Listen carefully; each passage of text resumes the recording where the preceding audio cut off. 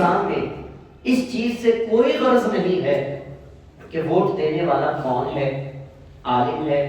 جاہل ہے، غریب ہے، امیر ہے، پڑھا لکھا ہے یا نہیں ہے، بس صرف اور صرف گنتی کو دیکھنا ہے، ووٹنگ کو دیکھنا ہے، کس کے حق میں کتنے ووٹ آئے ہیں، وہ ڈالنے والا بزرگ تھا، جوان تھا، بڑا تھا، چھوٹا تھا، مرد تھا یا عورت تھی، کون تھا، اس سے کوئی غرض نہیں، صرف اور صرف ایک کوانٹٹی ہے، جو اس کوانٹٹی میں سبقت لے گیا بس وہی جیت گیا، اور اسی کو جو ہے وہ عوام کا لیڈر بنا دیا جاتا ہے۔ اب اس بنا پر جب یہ ایک نظام ہمارے ہاں جمہوری نظام رائج ہو گیا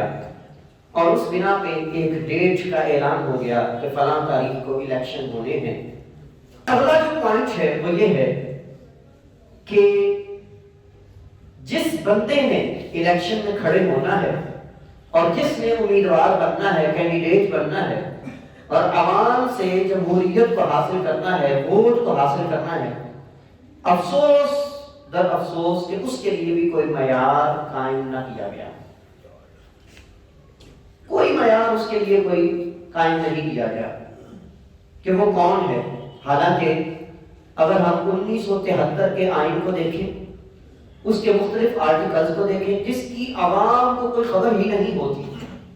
الا ماشاءاللہ، کوئی پتہ ہی نہیں ہے کہ آئین کیا کہتا ہے، آرٹیکل کیا کہتے ہیں۔ جو ایک ملک کا سربراہ ہے، صدر بننا چاہتا ہے، وزیر اعظم بننا چاہتا ہے، وہ کس طرح کا ہونا چاہیے، کبھی کسی نے اس پر کوئی غور نہیں کیا۔